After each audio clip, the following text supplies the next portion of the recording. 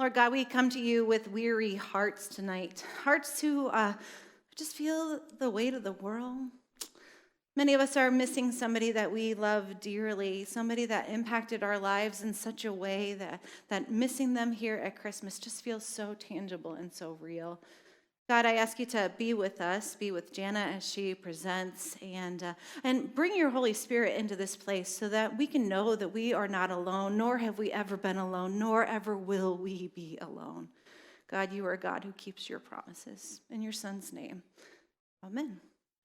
My name is Hans Dahl, and I get to serve as the lead pastor here at Calvary. And for those of you that maybe are new to Calvary, or this is your first time with us, or we haven't had the chance to meet, welcome. We're so glad you're here. This is an important time to be together like this. It was 37 years ago that I lost my mother. She passed away when I was 10 years old. And I don't know about you, if you've experienced loss, every single holiday, every time you gather together, you know there's a spot inside you where there's this sort of empty space. And for others, sometimes it's hard to explain that or to help other people understand that. So what I hope tonight is that you recognize that this is a space where you are surrounded with people that don't know your specific story, but understand that space. I get to introduce to you someone I get to call a friend. Her name is Jana Berndt, and her family has been coming to Calvary since 1988. Do I have that right? As she and her family jumped on board when we started this thing called Calvary at the Lake 9 years ago. She's been a member here at Calvary, good Lord, since 2015, if I remember correctly. And she is the author of a book called Finding Norm, which I really hope and pray you'll purchase when we're done here. I'm going to read what she's written on the back of her book, because it's just beautiful. Jana is the blessed mother of 3 adult children. She's a dog mom to an adorably naughty golden retriever. She's a friend to anyone who can keep up with her fast-paced walks, and a talented musician, seated most often at the piano. She spent the last 35 years as a banker, advisor, and friend to many in her small northern Minnesota community. For much of her career, Jana served on numerous community and nonprofit boards. Her life was normal. Until one day, it wasn't. Widowed at 52, she was faced with a future she never asked for, didn't want, and certainly didn't foresee. Jana's honest, faith-filled storytelling will encourage, comfort, and inspire you to build resilience in your personal quest towards a more joy-filled life. If you'll help me welcome Jana.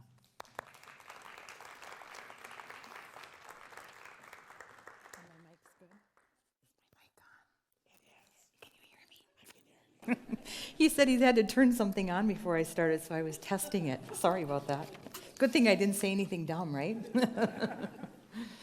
Oh, thank you, Calvary, for the invitation to be here tonight. I wasn't sure what to expect. I think for many of us, this time of year can bring a mix of emotions. There's joy, there's sorrow, there's a lot of different things. But I'm just glad to be here tonight to share with you a little bit about a journey that I was on in 2014. You know, ever since I was a little kid, Christmas had a lot of excitement and a lot of anticipation, right? Starting young of what will Santa bring? Oh my gosh, the lists were long, right? And I grew up in the 60s, and so Santa usually only brought one gift at our house. But I remember over and over, Mom would use the trick, you better be good because you never know if Santa's going to come if you're naughty. And, lo and behold, Santa always found his way to our house. I don't know how he did it, because I guess I must have just barely passed the naughty or nice, but I made it. I tried that trick on my own children. I many, many times would say to them, you better not pout, or, Santa Claus won't come to town. Years later then, as you get older and you grow up, there's lots of ups and downs in our lives. And while Christmas has a lot of anticipation, Maybe not all excited about the holiday. For some people, this is the time of year where there's loneliness. Maybe it's broken families that don't come together like many others do.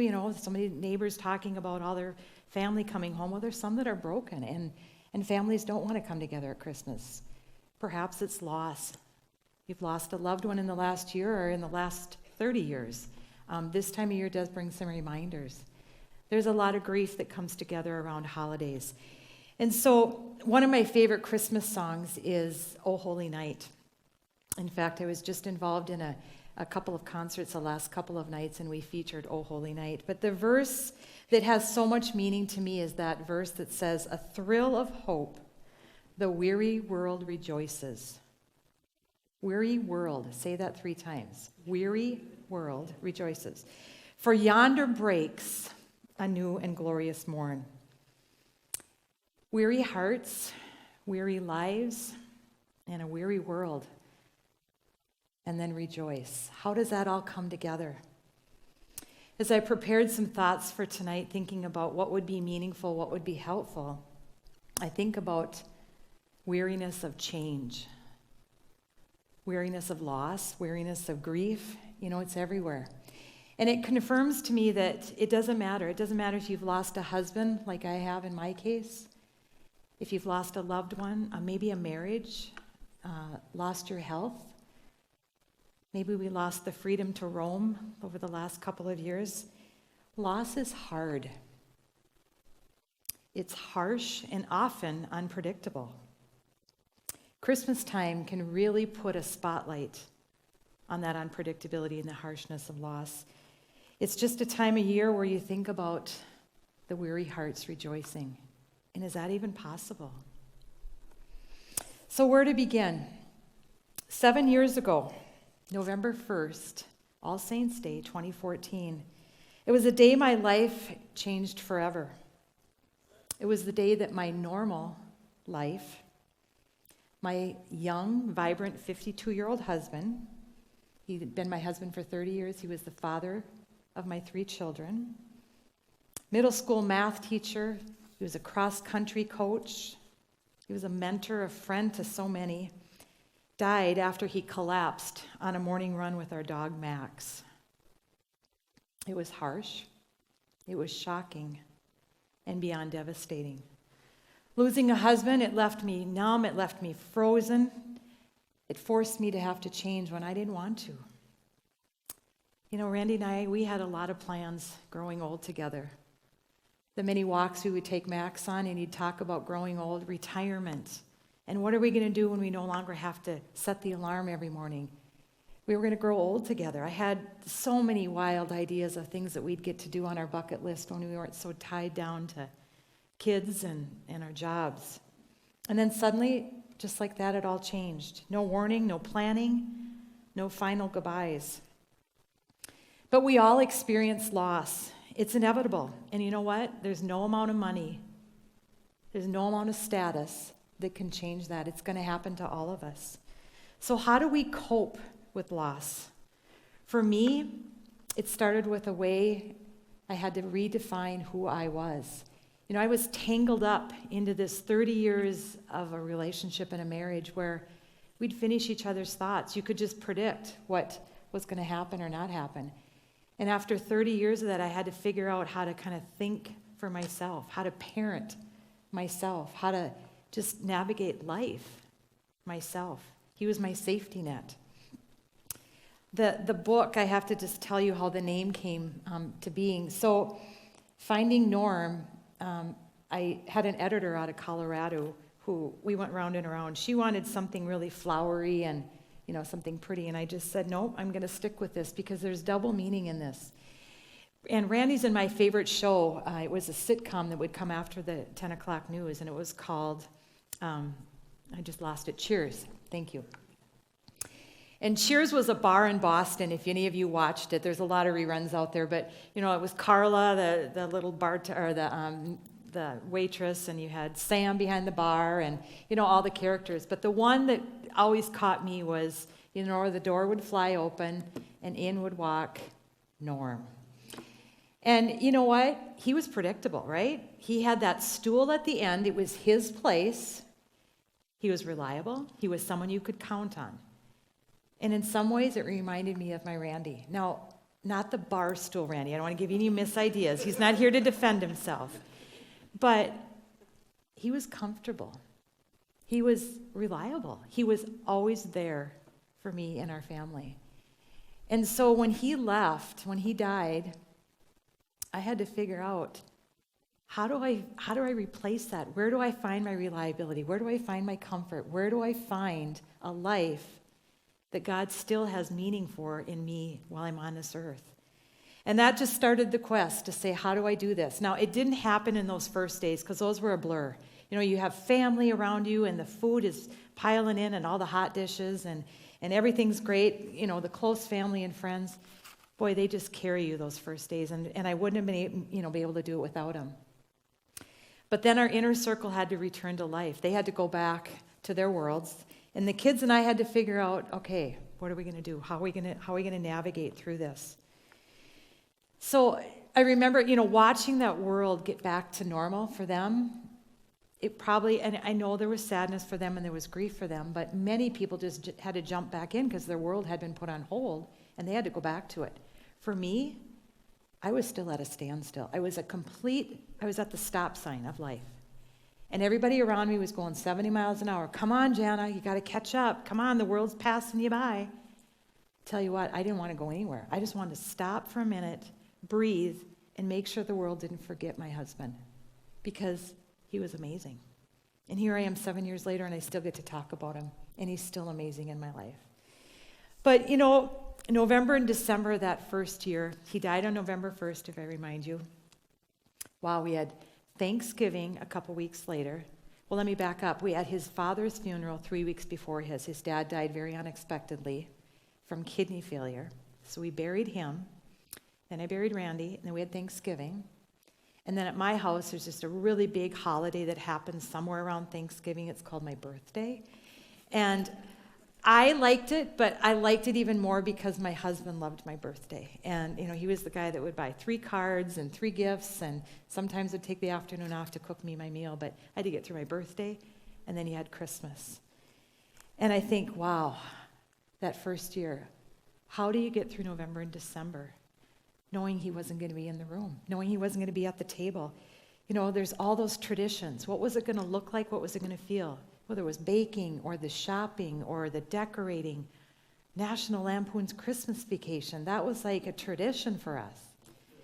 And the thought of facing that first year, and even to this day, the traditions are hard without a loved one because it brings back so many emotions, so many feelings, so many things that just light something in my heart. And often it is joy that gets lit along with sadness. And I think it's possible to have joy and sadness at the same time.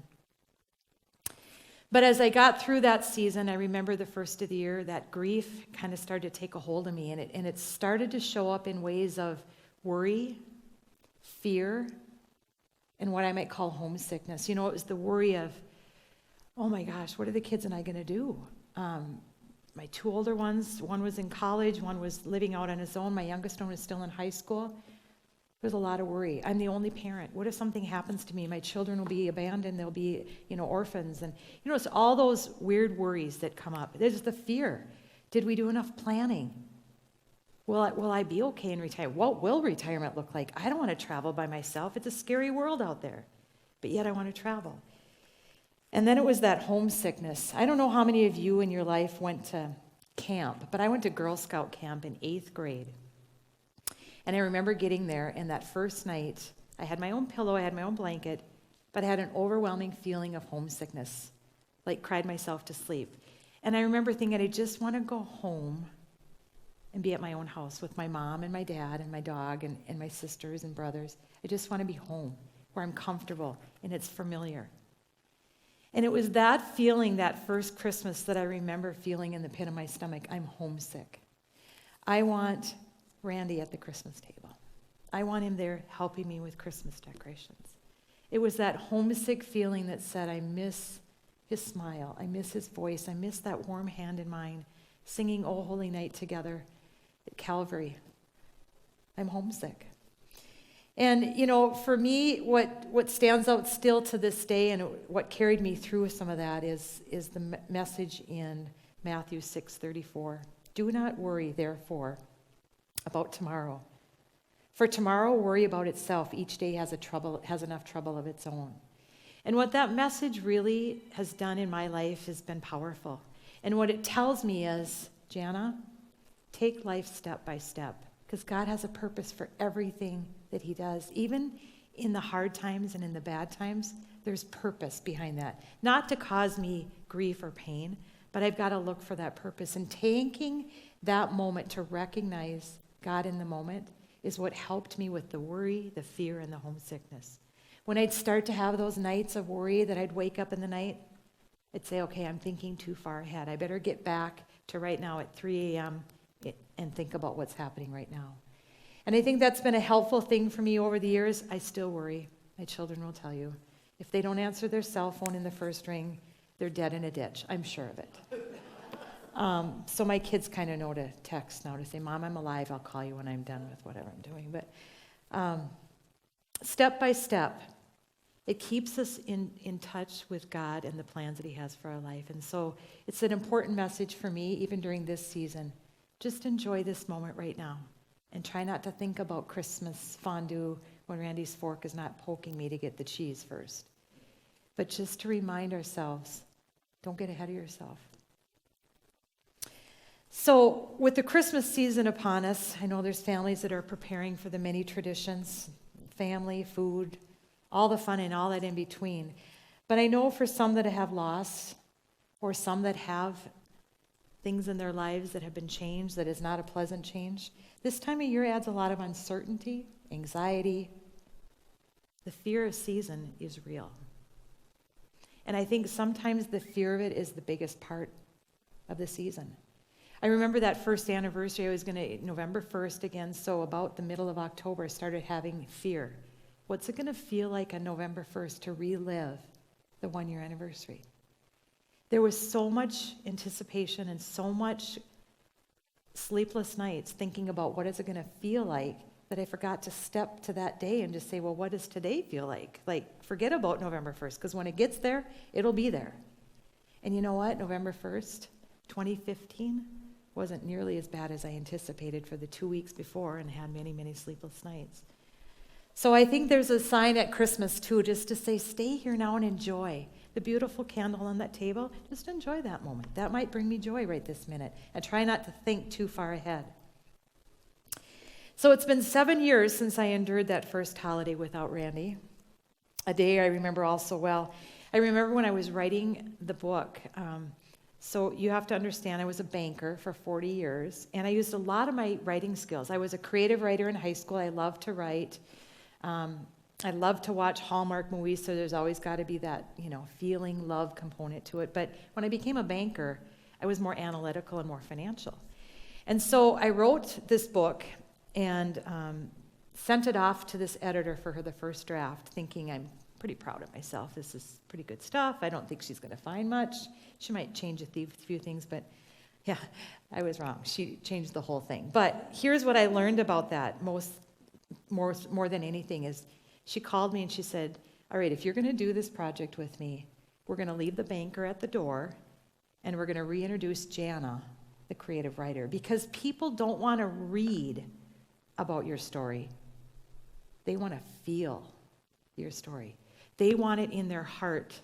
And I don't know about you, but when you watch a movie or when you read a book, it really turned a light bulb on for me. You're right. I don't want to just read about that's going to the newspaper. But I really want to feel it. So we got to that, I wrote a lot of things in the book about the first year, his first birthday, and first anniversary, all those things. But when I got to the Christmas part, I struggled. I really kind of reverted back to the banker in me, and I just couldn't get you to feel it because I didn't want to. Maybe it was because I didn't want to feel it myself. And I remember the editor saying, either we leave this part out of the book, or you're going to have to share with your readers what it was like that first Christmas. And I said, okay, I'm going to go down to Kinko's, I'm going to make 5 copies of the book. I'll give one to each of the kids. I'll give one to my sister, and I'll keep one for my granddaughter someday or something. I'm done with the book. I went to sleep that night, and I woke up in the morning, and I said, God, what do you think? I've put a lot of hours, hundreds of hours into this thing. Should I just go to Kinko's?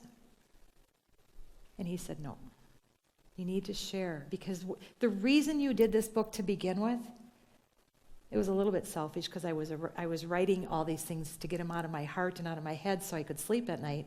But part of it was the pain that I've gone through. If I can help one person feel a little bit better and that they're not alone in the world when you lose a loved one, then I know that's what I need to do. I know that's what Randy would do, and I know that's what he wants me to do. So I wrote the story. I wrote about the first Christmas. It was painful. There was a lot of tears.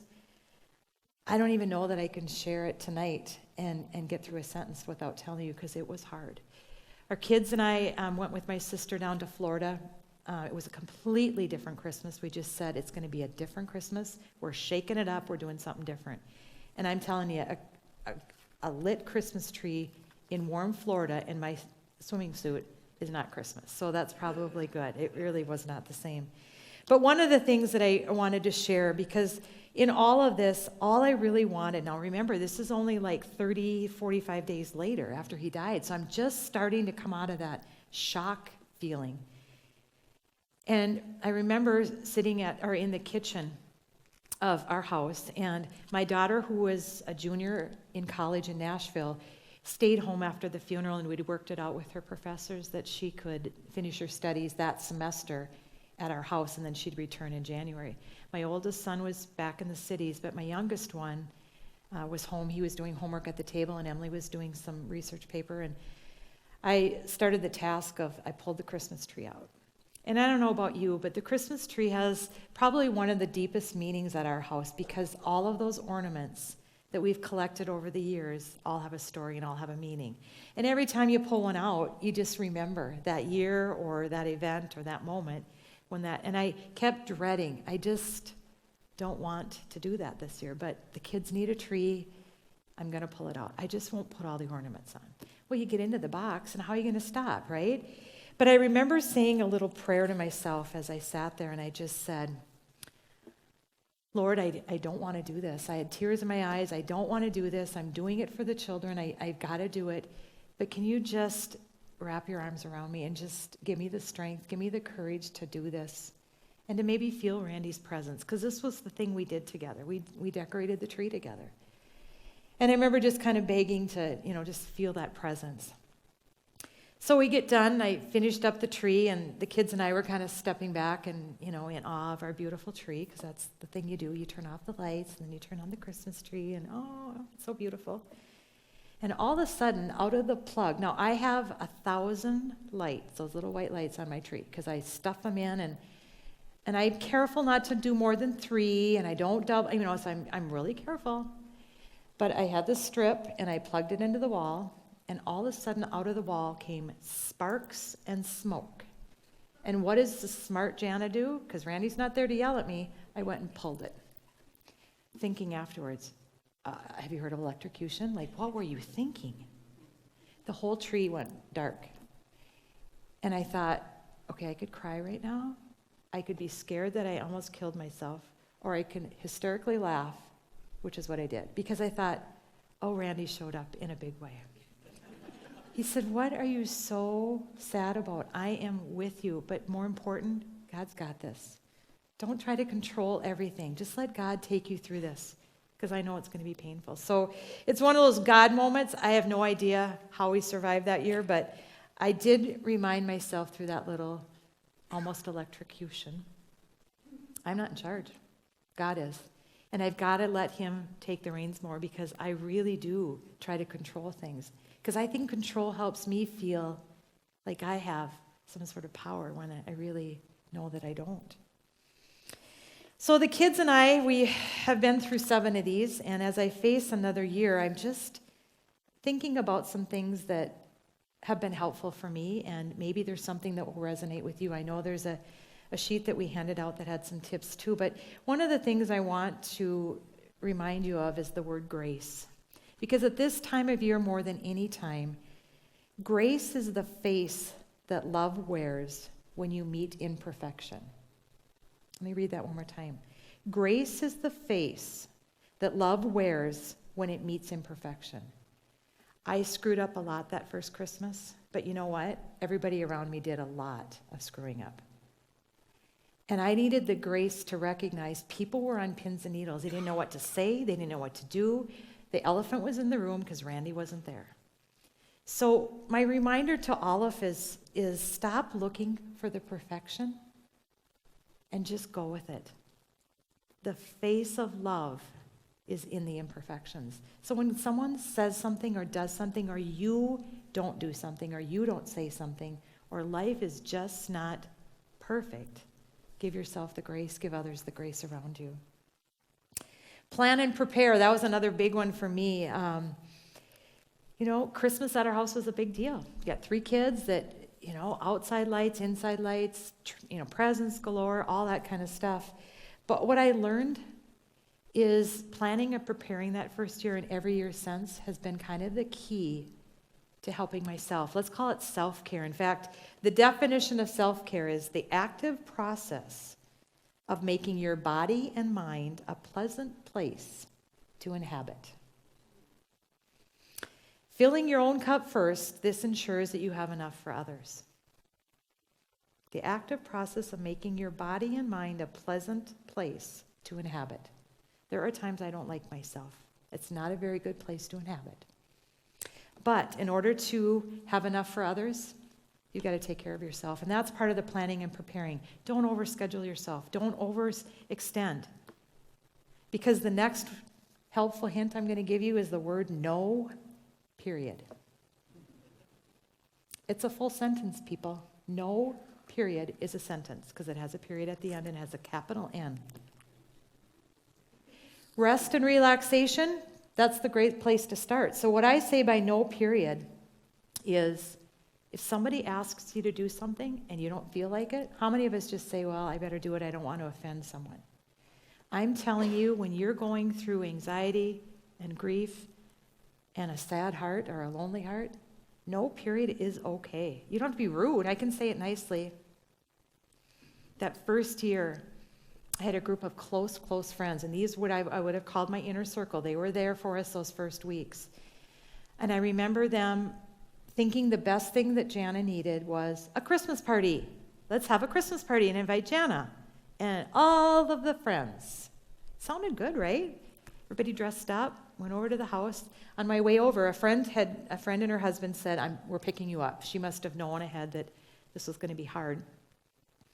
And she said, Jana, if you have any moment where you're feeling like this is too much, just give me the sign and I'll get you out. We'll exit. Oh, it's not a problem. These are all my inner circle people. If I cry, I cry. They've seen me cry for weeks. It's not a big deal.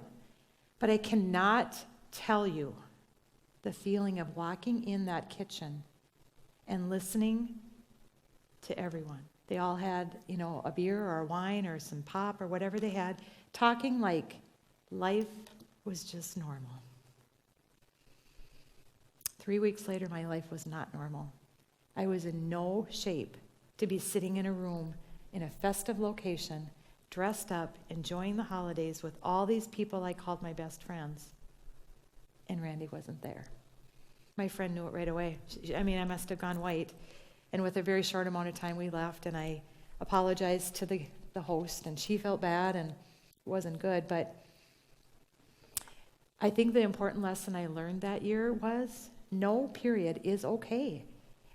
And just pick a couple of things that during this season might bring you some joy. It might bring you, whether it's a concert or reading a new devotional book or finding some new Spotify music or whatever it might be that can just bring you to a place where you feel the birth of Jesus coming soon. Prepare yourself on your terms and not on others. I have several others, but I'm kind of looking at our time and thinking that maybe Hans is going to ask me some questions that might deal with this. But one of the things that I wanted to share, I've got 2 that I'm not going to skip. One is gentleness. Nothing is strong as true gentleness. Nothing is as strong as true gentleness. Nothing is so gentle as true strength. And there's a woman in my life, her name is Grandma Margaret. My sister got to be named after her. I didn't, but I named my daughter after her. But we had a grandma that was about as gentle soul as you ever met. You know, it's the gentle soul that says, I'm going to find the good all the time. I'm going to choose to find the good in people and leave all that other judgment to God. And she was the most gentle soul, but yet the most strong woman. She lost her husband when she was in her early 70s, and she was a widow as well. And what a role model for me to follow in my life, to see the gentleness and how much she had strength because of her gentleness. So I just say to all of us, look for that gentleness in others. Look for it in yourself, because there's something about that word that brings a lot of peace. It's really hard to argue with someone who's gentle. Have you ever noticed that? I may have been accused in my younger days, and maybe my sister would say that too, that I was pretty easy to argue with because I got kind of excited and I'd fight back and I had words, and my mother would tell you I had words. But I think people that are gentle are really hard to fight with. And so I think gentleness is a form of strength. And I think that's just a good word for all of us to remember. And then the last one I'm going to say is joy. This is the season. We see joy all over it. You know, the little tiny word that joy is has such a strong, strong meaning. But one of the things I think about at Christmas is, I'm going to read this, and I think I caught it this morning with Nolan in the music. The joy of the Lord is our strength. The joy of the Lord is our strength. And what that says to me is that if I can't be joyful, if I can't find joy, God will be the one to find the joy for me. Because the joy of the Lord is in our strength. One of the things that helped me in those first few years, and I still to this day find it to be part of the joy, is it's that waking up in the morning and choosing how my day might go. Because if I'm honest, it was really easy to have a pity party. I mean, I'm only 52 years old. Why me? Why Randy? He was the most, you guys, honestly, I'm not bragging. He was awesome. But why would God want him in heaven now when he's doing all this good work on earth? I mean, I could give you a list of a lot of people that should have gone before him. But he didn't ask me. There's that control thing again, right? But when I could wake up in the morning, and I'd put a little journal by my bed in the early days, and I would say, before your feet hit the ground, Jan, I want you to find one thing today that you can be grateful for. Because a grateful heart helps set the tone for the day. Because it was really easy to say all the things I'm worried about, all the things I'm fearful of, all the things that are not right in my life, and I could give you a long list. But if I started with the joy side of it and the gratitude side of it, pretty soon some of this stuff I'd either forget or this could kind of overshadow it. And it is something that's helped me to this day. And believe me, I have a lot of sad days. I have a lot of days, why me? But that's probably the day I didn't start journaling with what's good about today. Finding Norm, rediscovering joy through a season of loss. And I get to say this tonight for the first time. I've been speaking for a long time about my book. But this gentleman sitting right here named my subtitle, Rediscovering Joy Through a Season of Loss. This is my brother-in-law, Jim. We were working on a lot of different things under there, which this has been a real family affair. My sister designed the cover. My niece, Kate, wrote set the inside of it, and Jim wrote the subtitle. But Rediscovering Joy Through a Season of Loss. That's been my climb. That's my story, and it's a story that's not done being written. And every day that I wake up, I have this choice. I can say, I'm going to keep climbing that mountain and finding joy, or I can stay back here in that valley of death and have the pity party and have the why me. But today I'm going to choose joy. And today I'm going to choose to find, what is God's purpose for me as a widow? What an ugly title. Who wants that title, right? I didn't choose it. It wasn't on my bucket list. But it's part of my story, and God isn't done writing my story, and that's the part I have to embrace and remember. Can we pray together as we end my talk tonight?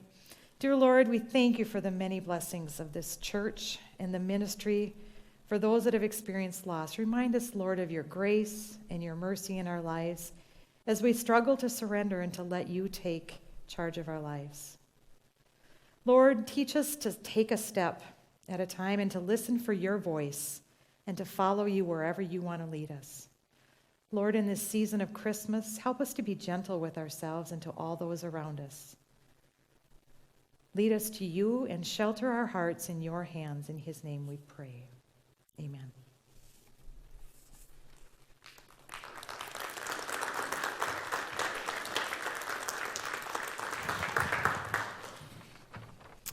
All right, so we did not rehearse this at all. This is the part where I get to earn my pay tonight, which is 0. So if I don't do well, you can fire me. Jana, thank you for sharing, being so vulnerable with all of us. And a couple of questions. So I've experienced my own loss. I shared that my mother passed away. My father passed away recently this fall. And what I noticed when these people who are so important to me, when they passed, people said really stupid things. Anybody experience that? Yeah. Like they say really dumb things. Like I remember my funeral, my mom's funeral. I was 10 years old, and a woman took me by the shoulders, and I was just crying. I'll never forget this moment. And she held my shoulders, and she looked at me, and she said, "Hans, you won't understand this till you're older, but God just needed another angel." I remember thinking, even as a 10-year-old boy, if God's a God who takes mothers from little boys, then I don't want anything to do with that God. The other one that was not very helpful was when I got back from my dad's funeral, someone looked at me the moment I walked into the church and said to me, "You're an orphan now." Ouch. And I know they meant well, right? They're naming something, but in that moment I was like, I didn't need that right before I have to get up and give a sermon today, So you've no doubt experienced that. Could you share a little bit about your experience? One of them I remember. So my husband was a coach and a teacher and was born and raised in Breckenridge and came back to live there. So his funeral ended up having to be at the school because there was a really large crowd. There's about 1,500 people at the prayer service, and then the next day at the funeral. And my daughter and I were positioned towards up the front to the casket. The boys were out doing their thing, and family was kind of roaming, trying to help people. And, one after the other, they'd come up, and you found yourself doing a lot of counseling to them because they were so sad, and it was like, wait a minute, who lost? But this one gal came up, and she was distraught. Now, my daughter was getting married 6 months after the funeral. And all she could say was, "Oh, Emily, have you thought, what's it going to be like at your wedding when your dad's not there to walk you up the aisle?" And she wanted to say, "Oh my goodness, I've never thought of that." You don't think that was on her mind the whole week he was in the hospital. But, it also reminds me of my grace because I have been that person that has gone to the funeral home or gone to the church, and I'm nervous because I don't know what to say. Yeah. I love this person, or I want to care for this person, and I don't know what to say. And we get nervous, and we say the stupidest things. And what I've learned is, how about just a hug? Yeah. How about just you know what? You are so on my mind these last weeks, and I just want you to know we love you. Yeah. And if you don't want to say love, I just care for you. Yeah.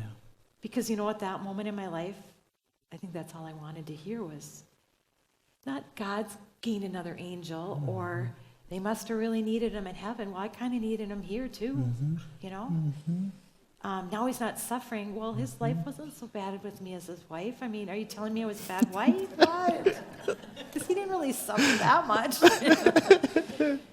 Well, in those moments, you're feeling more alone than ever. Yeah. And what you need to hear is, hey, you've got this team of people who love you and are there. Yeah. You're not alone.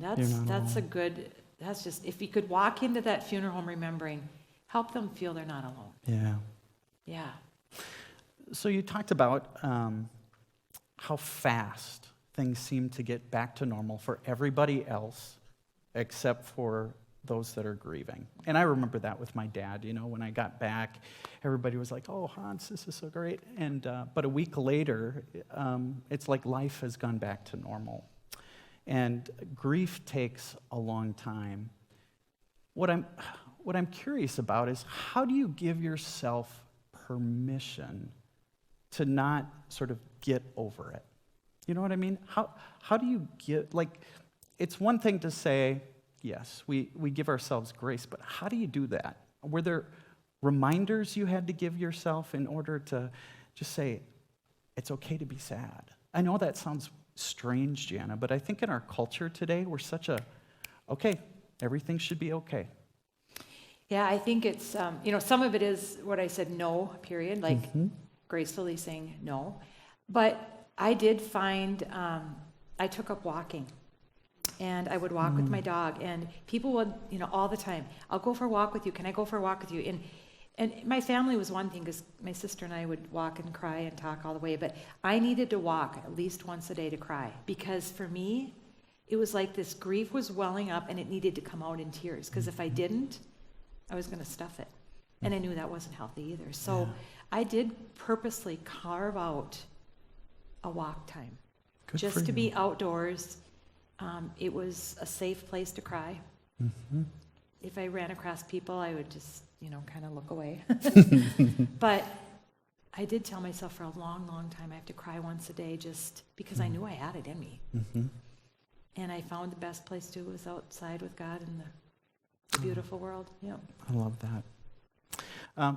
You sort of flew by this phrase, and I want to go back to it. You said that you can have joy and sadness at the same time. And what I have found, I'm really curious about that. I want you to be really honest. How do you do that? Because what I've found is it's in the times of grief that I feel like at times we have to put on a face, right? We have to sort of manufacture joy. So tell me what that looks like in a way that's authentic. I remember, so Randy on a Sunday morning was out running with our dog Max, and he collapsed. And the ambulance came and they revived him at the hospital, and he was airlifted to Fargo. And he never gained consciousness again after he left Breckenridge. So I never saw him. But he laid in that hospital bed for a whole week. And a lot of grief, a lot of sorrow. We were told he was going to die. I mean, all those things. And he was going to be an organ donor. So we had a lot of time around the bedside. But what I think about in joy and sadness is that week was utterly sad. I mean, beyond recognition of sad. But what I found myself doing is looking for joy. And how does that look? Wow, I am so incredibly lucky that I got him for 30 years. Because we had an amazing life together. And he gave me 3 kids that are still here, and they love me, and he's helped raise them to love our family. I have an amazing family. I have an amazing parent. I mean, I looked for the gratitude. I think that's what it is, Hans. It's like to have joy in your life, God says you got to open your eyes too and trust me. Mm-hmm. You're going to have sadness. You're going to have, this world's a broken world. Mm-hmm. And every day I can turn on the news and find a lot of brokenness. That's why I stay away from it. I turned off the news after Randy died. And my dad's like, how can you not follow the world news? Dad, if there's something really bad, they'll call me. I mean, they will. Mm-hmm. They'll definitely call me and tell me. Mm-hmm. Well, how do you know when you go to the polls? Because I vote from my heart and what I believe. And I don't need Fox News or CNN to tell me. Yeah. Looking for the joy says, I'm going to find the things that bring joy to my life. Yeah. And focusing on that, you're amazing children, you're amazing wife, you're amazing family, this amazing church that you love so much, as we heard this morning.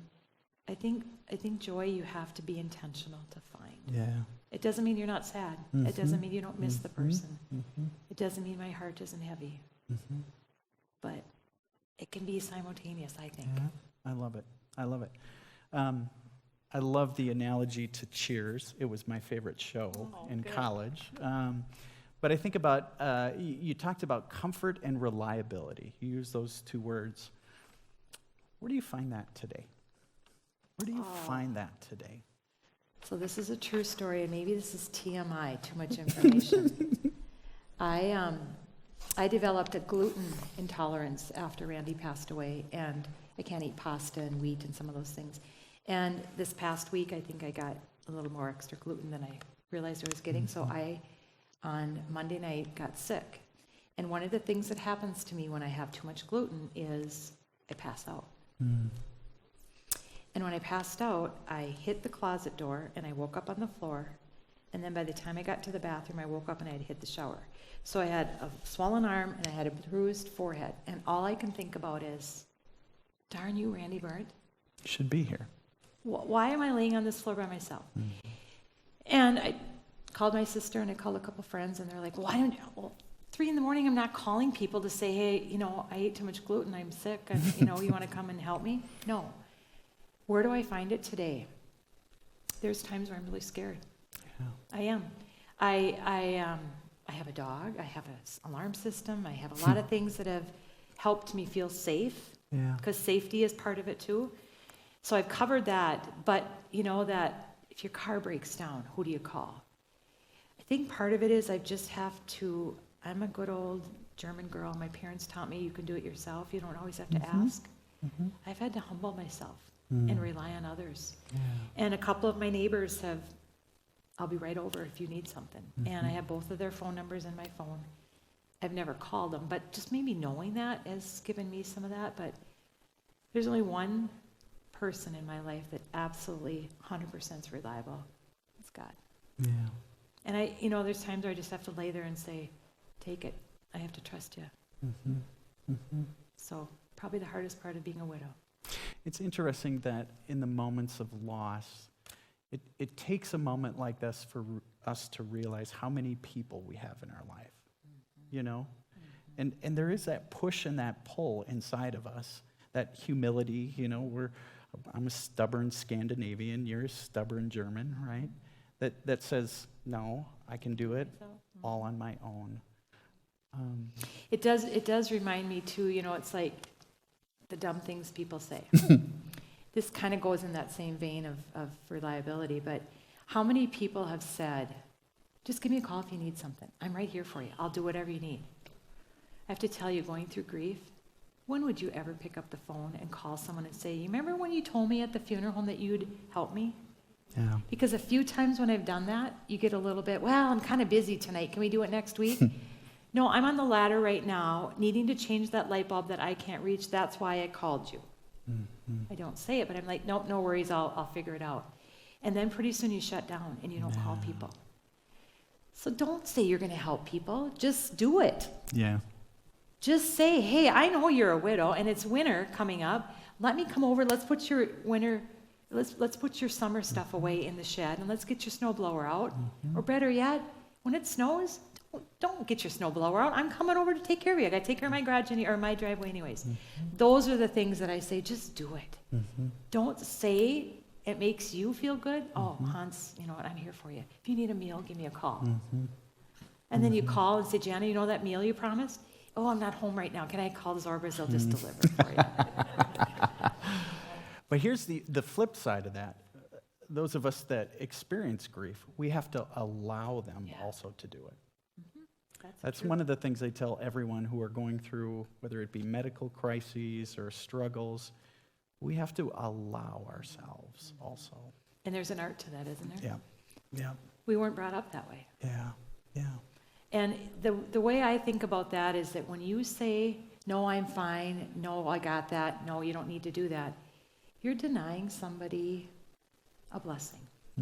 That's how I would say it. It's like, when I offer to bring you a pan of lasagna and you saying no, you've denied me the blessing. And it's not all about me. I don't say it that way, but I'm just saying, you have to remember people are being good and helpful because they want to give you a blessing, and let them do it. Yeah. It helps them too. Yeah. Jana, thank you. Thanks for sharing Yeah, your it's been a story fun night. today. It's been a How about fun night. another round of applause for Jana? Let's wrap over here. So we wanted to close today with a bit of a litany of sorts. On your table are a few sheets and a candle, a blue candle. That was intentional. We'd like you to take the candle, and if you could light your candle at this time from the candle in the middle of your table.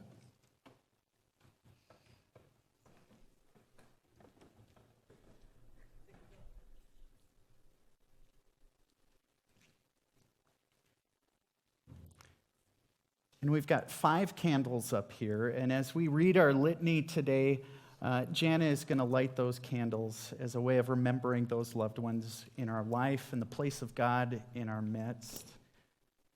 So I'll read the leader part if you join in all.